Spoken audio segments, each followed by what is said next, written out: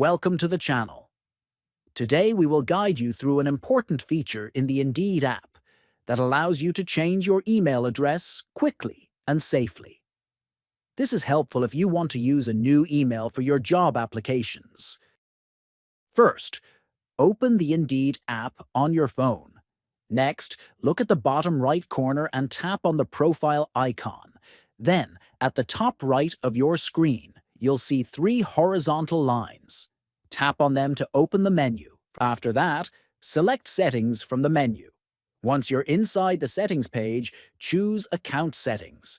Next, tap on Change Email to begin updating your email address. Now, enter your new email address carefully in the field provided. Then, click on Update Email to save the new address. You will receive a verification code in the new email inbox.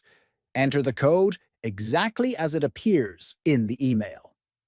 Finally, click on Continue to confirm the new email address and complete the update. After completing these steps, your Indeed account will now use the new email address for all notifications and communications. Thank you for watching and see you in the next video.